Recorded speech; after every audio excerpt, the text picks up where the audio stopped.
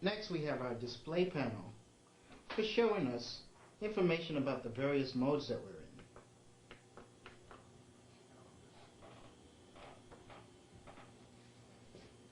Next we have our contrast knob for adjusting our display of the 2480. Now you may have to set this from time to time based on the temperature of the room, the temperature of the 2480, or your viewing angle. The next two knobs beneath our contrast knob are just our headphones, and we saw where we could plug in our headphones in the back of the unit much earlier in our video. Beneath our display panel is a button marked page. Hitting this button causes us to access other pages that may be in a particular mode of the 2480. If you ever find yourself lost within a mode you're unfamiliar with, you can always hit display home, and that will bring you back to the recording page, which is our main page that most functions take place. Most of everything we do on the 2480 takes place from the record window. Moving right along, you'll notice that we have 6 keys marked F1 through F6, and these are function keys.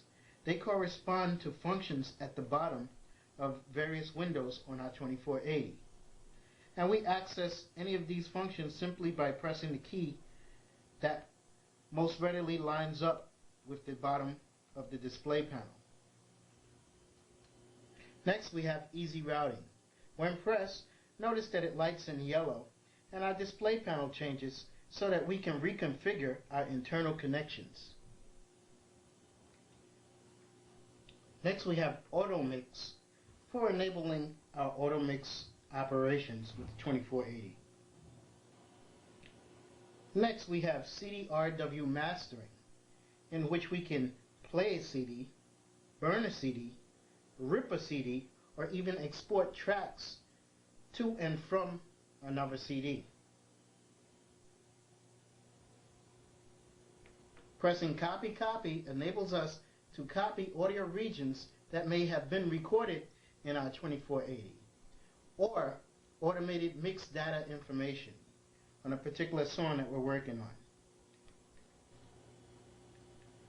Move enables us to move audio regions recorded in the 2480 or automated mixed data to another spot within the same track. Our next two buttons involve cutting and pasting operations, where we can specify the start of an audio region or mixed data region and the out point of an audio region or mixed data region. Next we have delete erase. We can delete a region of audio or erase automated mixed data information from our 2480. The difference between a cut and erase function is, simply put, if you cut something out of a track and never paste it down, then in all purposes it's deleted from the track. If you paste it down, then it's a cut operation.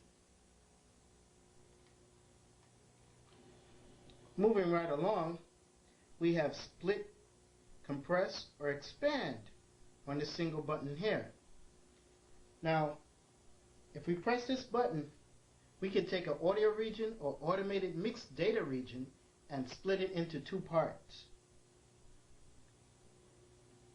If we compress or expand a region, then basically what we are doing is making a particular piece of audio or mixed data region play faster or slower.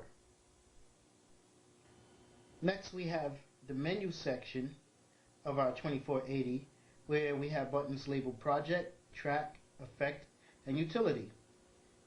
Pressing Project brings up a menu that enables us to see which current project we're working on, plus also start a new project.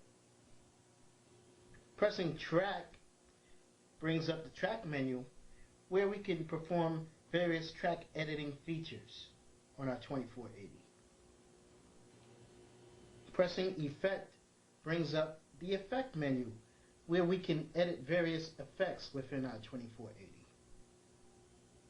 Hitting Utility brings up a menu where we can change the operation of the VS2480 and also external devices connected to it, such as the VGA monitor. Should you make an edit and decide that you don't like it, you can always undo the previous edit or even redo it. If you perform an edit and it's not to your liking, you can always undo it. If you play it back and decide that it was good, you can hit redo to put it back. And the VS2480 gives you one level of undo. Next, we have our cursor keys that we can use to move around anywhere in our LCD window. This is up, this is down, that's left, and this is right. Next, we have Shift, which is used to extend the functionality of any other buttons highlighted in white on the VS2480. See, on the 2480, certain keys are highlighted in white. See, we have Store, Shut, Eject, Restart. We have this white section here above our master fader that has 4 buttons that we can change your mode holding down the Shift. We also have the auxiliary send. We have the phrase pad play, easy routing, Automix, CDRW, and phrase. You can find out more about this if you read your manual. Next, we have enter yes and exit no. Because there's a wide variety of screens on the 2480 that may require us to answer to a particular prompt, depending on the mode that we happen to be in. So if we wanted to say yes or enter to such a prompt, we simply hit that button. If you'd like to hit exit or respond to no to a particular question, we simply hit no. For syndrome, yeah. Hey, it's me, Dr. Again, of course. Sounds pretty cool, right? Well, now it's time to record. Before we start recording, we need to create a project. Now, you've got to press that project button on our VS2480, and we want to make sure we store our data for this project on a section of our hard drive. Now, sometimes you may partition your hard drive. You want to make sure you're storing this data on the partition that you want to store it on. You can also use an icon for you to, like, remember what this particular project's about. And you can always write comments in it for that project. Well, let's get started. We're going to show you.